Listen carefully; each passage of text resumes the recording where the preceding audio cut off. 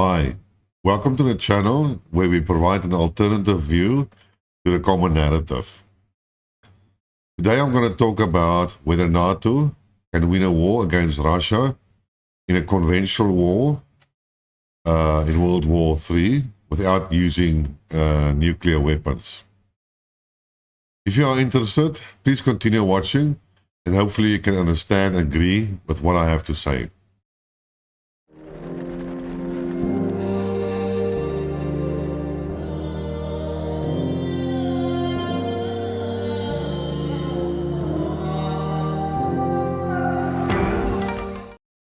Welcome back, where we provide an alternative view.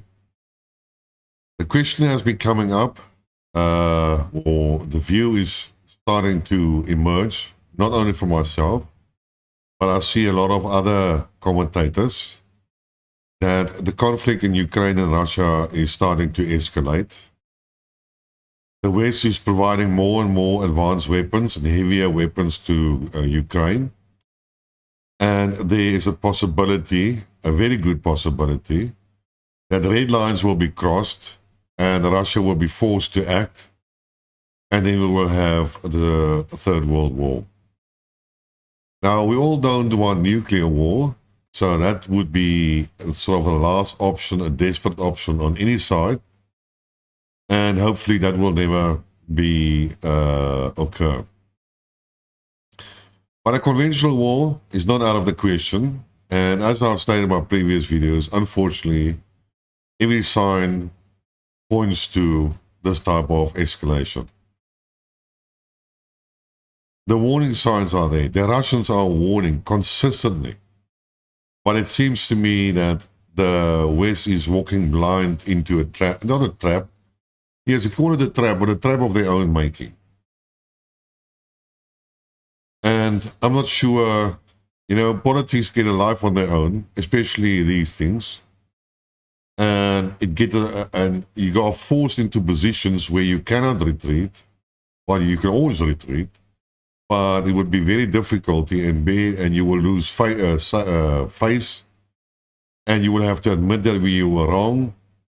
All things that are very, very difficult to achieve from a human point of view. It's not in anybody's nature to admit defeat easily, or to admit that I was wrong, or so forth. So let's look at how a conventional war will be fought, and whether NATO will be able to win a war of this nature. Now, there are various facets to this scenario or this prospect, of the event should a World War III become due. Sorry, I'm battling with this English. If you listen to the Russians or the pro-Russian commentators, and there are a lot of Westerns, I've mentioned many times of their names and so on, then you will try to understand that in the current conflict between Russia and Ukraine, the Ukraine is far outgunning the Ukrainian forces. They are basically destroying all the hardware. Long-distance precision missiles play a huge role. UIVs play a huge role. And the most important thing about the Russian military doctrine is the artillery. It has always formed part of the military doctrine, and they depend on mostly on artillery and armor. Where the Americans mostly focus on air superiority and aircraft and bombing, and then they use missiles usually to obtain that objective, to make the skies safe for the aircraft, from which they can then try to destroy the enemy. Now, well, my channel's not that old. I think a couple of months, maybe 4 now. And I've done some videos about Russian equipment and what they have. And if you look at them, the bulk is still the T-72, the T-80, the T-90, and they haven't even used the Armata tank yet. It's the latest version. They have used mostly older versions of the aircrafts. They haven't, maybe for testing purposes, they have used the latest aircrafts. They have used for limited versions their latest missile systems. They have shown their capability of anti-battery equipment, their capability in electronic warfare, and every aspect of electronic warfare, which means communications, intelligence gathering, UAV control, etc., etc., blinding the enemy, disrupting their communication, picking up command centers, you know, full spectrum electronic, disabling American satellites and AWACS and so on, basically blinding them. And if you look at that, then the Russian military armament is very, very advanced in very, very critical sectors of the equipment, which is mostly into missiles and electronic warfare. And the aviation side hasn't been shown that much, but it's also quite impressive. And then the huge amount of artillery capability. But mostly the missiles. The precision missiles, the long-range missiles, the kamikaze type of drone systems, and and the anti-aircraft systems, the air defense systems. And you look, and you go look on the NATO side, and if you look at the NATO side, you can mainly look at the American side. And the critic is basically, oh yes, all the American stuff is overpriced, highly technical, highly complex, easy to break down. Basically, well, if I listen to these guys, junk. But I cannot agree with that. Yes, the NATO and Americans have given all their old and Ukrainian absolute stock to Ukrainian in order to, because weapons are weapons. Like I always said, a tank is a tank. It shoots an artillery piece. It shoots call it a bomb that explodes and can kill people, destroy structures. It can destroy other tanks. You can look at the Bradley fighting weapon. It's still a 20mm cannon that can cause devastation if there are no proper anti-armor type of counter weapons available, etc., etc. So, and it also the question is how you use it. And I'm sorry to say, but the Ukrainians haven't run out of APCs or tanks or so on. Yes, their numbers have been reduced, but they still have some other stuff. And now we see a lot of German and British and American stuff coming in to increase the numbers of hardware that the Ukrainians have. And everybody is sort of laughing at the Abrams tanks. Oh, it's too difficult and so on. It's not built, it's too heavy. It to break down easily. It requires a lot of maintenance. Then we talk about the German Leopard, and Turkey has used these Leopards against Syria, and 10 of these Leopards were destroyed fairly easily by the Kurdish forces using just normal anti-armor type of weapon systems. And oh, these German tanks are gonna burn and they're gonna be destroyed, and etc., etc. Well, the question is always, it's not that simple. We haven't seen any mass formations of armor attacks, where you see 10 or 20 tanks, plus the APCs, plus the infantry fighting vehicles, crossing open ground, attacking the enemy frontal attack, and annihilating them. We haven't seen combined type of operations in order from the Russian side to decimate the Ukrainian forces. So how do we really know how they function? And remember, a tank is a tank. It's a question is who sees the enemy first, and who is the most calm and controlled, and who presses the button first, and the other tank will die. That is how it works. Who shoots first, and who's the most accurate. So even if you have a T-50, modified T-55 on the battleground, and here comes a T-72, and the T-72 crew doesn't see the T-55, and the T-55 fires, then that T-72 tank is destroyed.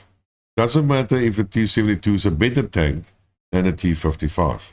Doesn't matter. The bottom is that the armament of the modified T-55, which is a very old tank, is capable of destroying a T-72. It's the same with the Javelin. You can fire 5 Javelins at a tank, and you can miss them, and here comes the 6th Javelin, and that one destroys the tank, and it can be a T-90, and that tank is destroyed. So casualties always happens. And it all depends on how it goes on the battlefield. Now go look at the, not like I said, American military. The Russians haven't fought in a big conventional war. Neither have the Americans fought or NATO fought in a conventional war. Nobody of these guys. It's 70 years back since the end of the last World War, where we had conventional warfare. And there were mass tanks and mass aircrafts and integrated systems and aircrafts and artillery and everything that's combined and so on. Doctrines have changed. Technology has changed. Everything has changed. You cannot use the Korean War as an example. You cannot use the World War II as an example. It just doesn't work that way. So now you go, look at the comments and so on, and you see, all right, oh yeah. So the air defense system of NATO and the Americans is very poorly developed. What do they have? They have the Patriot missile. Yeah, that's anti-ballistic. Then they have the Thor, that other was also anti-ballistic missile. Then we have the NASAMS, which is a medium range type of air defense systems, and then we have the Stinger type of versions, and that's American. And we have the Avenger, which is a couple of Stingers mounted on a vehicle. And then we have the Gepard and the cannon type of systems from Germany and the French as well.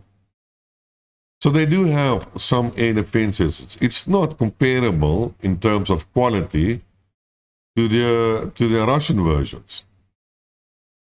You have to admit that.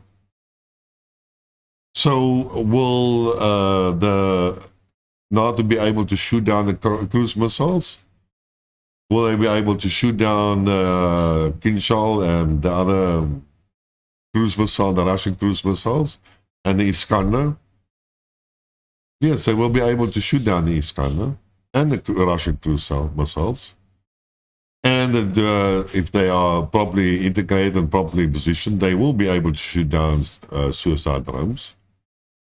It's all a question of how many will they be able to field, how well the crew is trained, and how well they are integrated. You cannot tell me that the West hasn't developed new technology. You cannot tell me that these weapons are totally inferior and are a piece of junk. It doesn't work like that. Do they have the quantities available?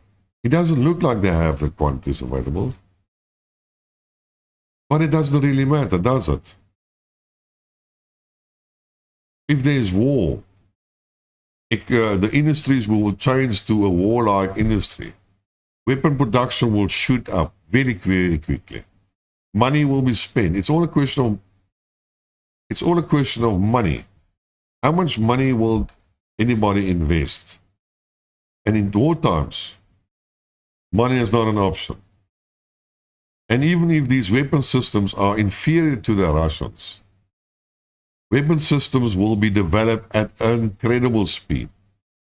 Just think back to the Second World War. How many different weapon systems were developed in a period of 5 years? Less than 5 years, actually. How did the technology increase? Enormously. And then production started. Even if you consider that the air defense systems of the NATO is not sufficient at this stage, it will be quickly modified and changed. And the missile systems are there. They won't be like production of 50 Patriots a year. No. Hundreds of Patriots missiles will be produced each month. That's how it will change. Look at the Abrams tank. Yes, the Abrams tank is a big problem. But it has its advantages and it has its disadvantages. And the question is, how is the commander going to use it? Will the Abrams tank be able to stand up against the T-72? Yes. But if the T-72 gets a round off first, the Abrams tank is gone.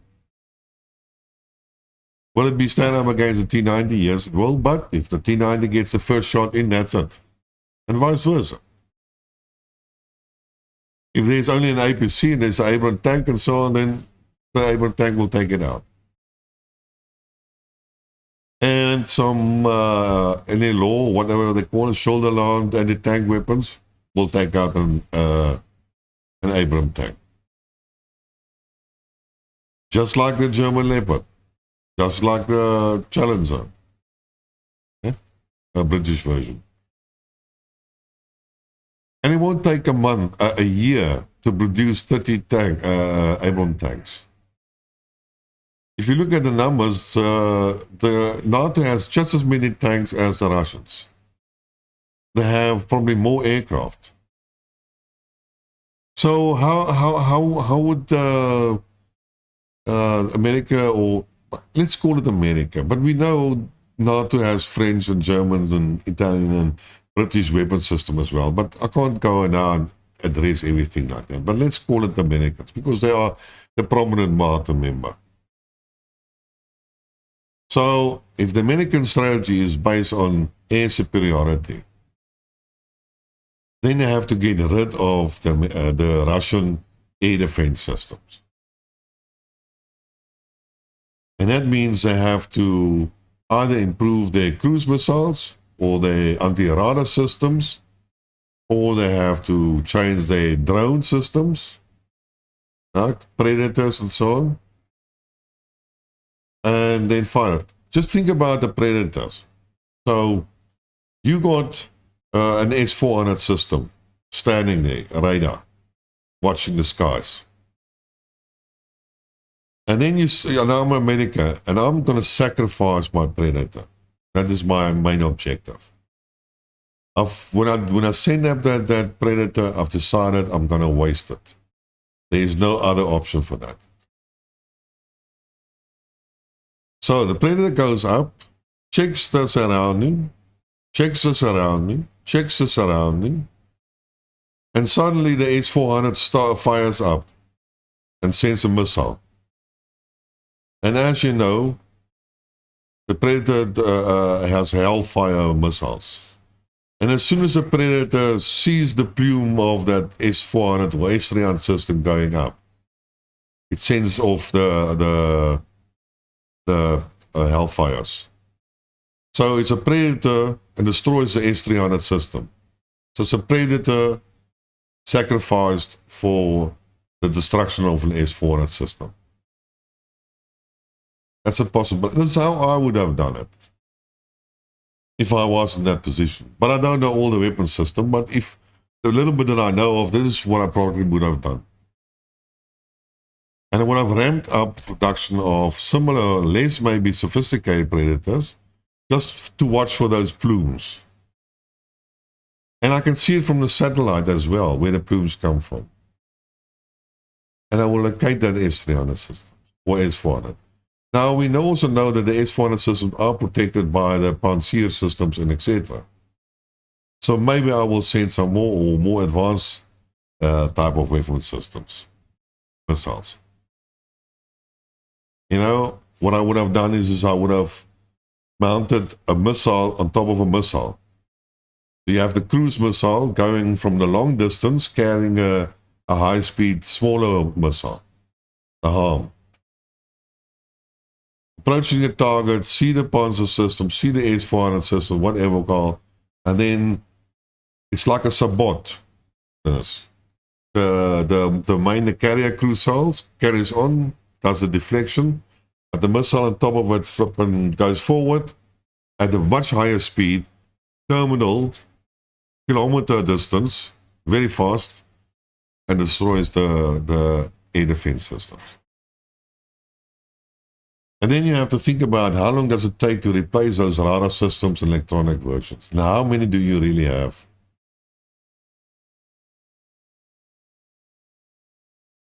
So it's not that easy.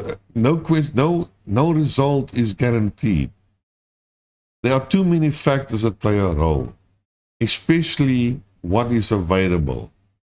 You cannot put an S400 system every 100 kilometers or 50 kilometers. It's impossible to do that. You will need too many of them. If they break down, you have to take them out and have a replacement. If they're destroyed, you have to have a replacement. You have to be able to replace tanks because you lose tanks. The Russians have lost tanks in Ukraine.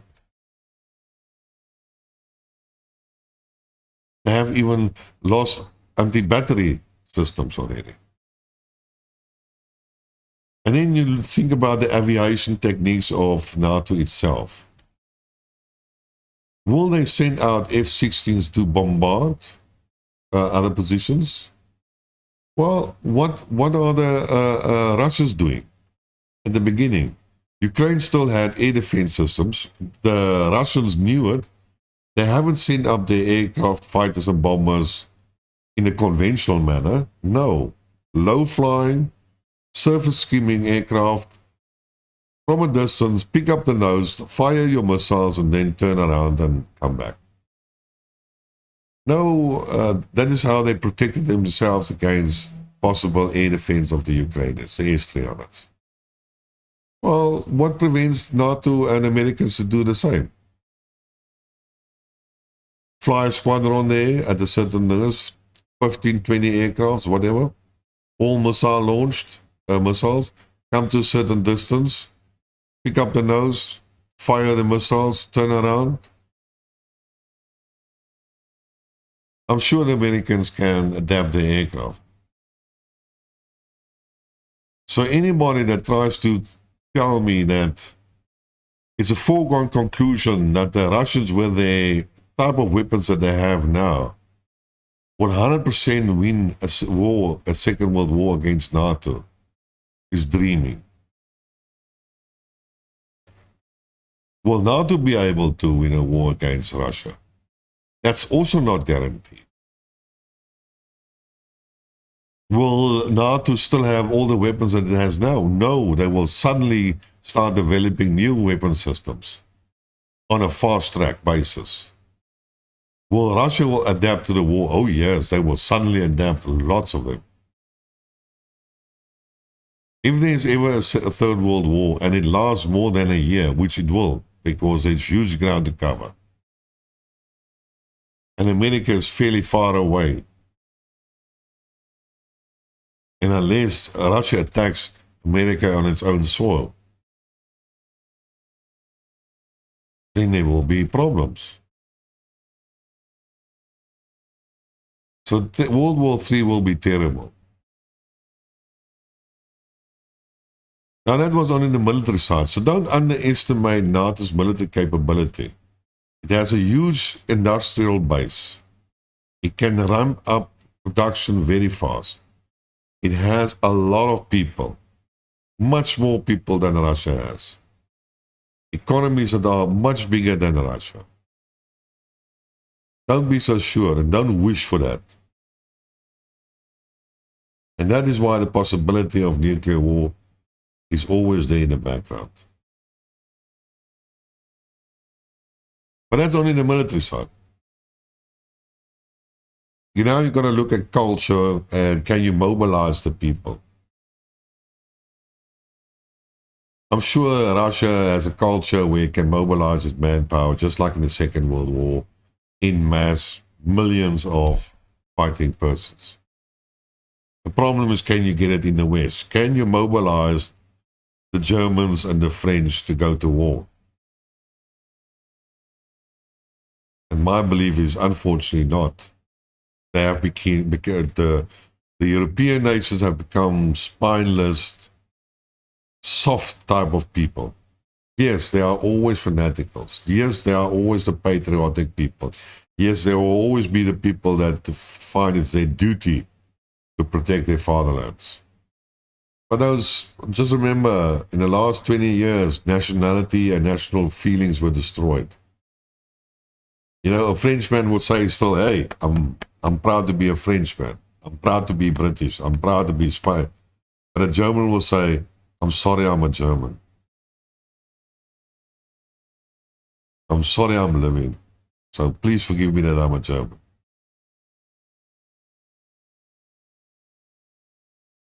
But if they are suffering enough, then they have no choice. The governments will force them into the... Which brings... And the Americans as well. But brings me actually to another point. And this is a question of training. So you have a world war. You have a standing army of 1 million men, of which, say, 500,000 are battle fighting personnel. The rest are logistics and all the other one that goes with it. Then you go fight the Russians, and you will lose 40, 50,000 in the first 2 weeks. Dead, poof. And the war carries on, and you will lose more men. So how do you replace them? Are you going to take a soldier, draft a soldier, draft a civilian from the streets and train him then for 8 months just to drive an Abrams tank? And then train him another year just to allow that tank to be used and train the guy to be used in the formation together with all the other armament. Is that what you're going to do? By the time you do that, after a year and a half, that guy goes to the battle. There is no battle anymore. If you take an infantry person, you just want a normal soldier. You're going to put him through the 3 months basic training. Basic, which means discipline, fitness, rifle training, and that's it. And maybe a month or so on specialized like mortars and other support stuff. Maybe a little bit of maneuvering. That's it. After that, 3 months, you go to the front. And you will stay into an Abrams tank, and you will stay there for 4 months or 3 months to drive that tank, and you will be a driver, and you will go to the front. That is how it's going to be. There is no time for 2 years training. There is no officer course for 4 years at West Point. In wartime, there is no time. Everything is compressed. So why would anybody think that the Ukrainians who are at war is going to go to America and learn for 8 months how to drive an Abrams tank? What idiot decided on that? How long are they going to go and learn the Leopard? A month. Maybe 2 months. There's a little bit of time now because we've got winter and so on. The tanks are delivered end of March. So if the tanks are delivered by end of March, then you've got 2 months to train that guy and bring it up to field. And as I've said in my previous video, There are no huge integrated tank battles. One tank or two tanks move together in order to do a local type of attack or defense. There are no mass use of tanks or armor. And if the Russians attack, then if I was a Ukrainian, I would have dug that tank into like my own foxhole for the tank. So only my gun shows out and surrounded by ground. And as the Russian flippant tanks run over the open ground, I will annihilate one after the other. And I will be protected mostly against artillery fire. Not the kamikaze version, but that's a different story. So I won't be invulnerable. Yes, I will still be vulnerable, but a hell of a lot less. I will wait for the enemy to come. So even one or two Leopard tanks in the right defensive positions can cause havoc. I'm not totally sure where all these military analysts come from and think about battles and draw arrows on maps and come with their fancy ideas. And this is not a game. This is not a PC game or a board game. It's not a map game. There's a lot of things that play a role. There's a lot of things different that you have to know. There's a lot of things that you don't know, and will never know until you are in that situation. But people continue simplifying everything. Nothing is a foregone conclusion. Like I said, Rome wasn't built in one day. If World War III starts, how long, there will be a lull between that. They will come to a stop, and then that gives the NATO time to bring all their weapon systems to European ground, to the battlefront, and in the meantime, new systems are being developed. The Americans are also watching what's happening. Everybody is watching what's happening. Everybody is learning from this conflict now. Not only the Russians.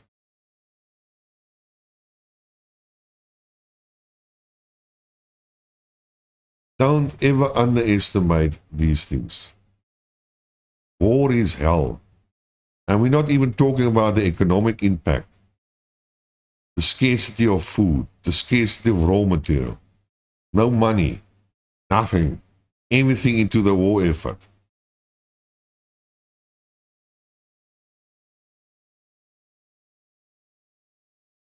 Any case, that's my story for today. In my opinion, given the current, if the Russians and NATO will engage, Russia will be, if they decided to do that, and if they have changed their tactics, which they haven't done yet, they are still under attrition, but say they decide to have a huge formational attack into Ukraine and they annihilate the Ukrainian army, and they move up to the border of Poland, and they have no choice, and things escalate, then the Russian military will move forward at a very quick pace. But they will be brought to a standstill at certain places. That will allow the NATO forces to bring their weapon systems into play, and then there will be a sort of a standoff, and then a real battle will start. And then it's not going to be a month or 2 months battle. It's going to be a year or 2 years battles and longer. And a lot of things change over a year or two. We're nearly a year into the conflict, and we haven't even seen a lot of action. We haven't seen a real war. Nothing. We've seen skirmishes, small battles.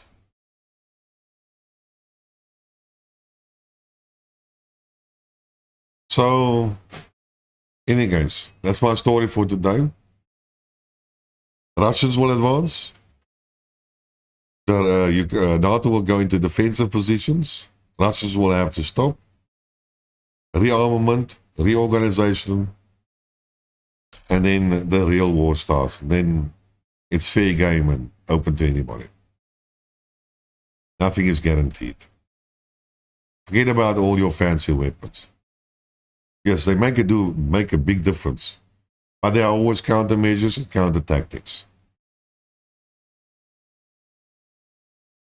So let me say it for the third time. That's my story for today. Unless I remember something again. And I hope you like what you heard. If you haven't subscribed to the channel, tell your friends. Let's grow the channel. Let's have some debates and so on. And until next time, cheers.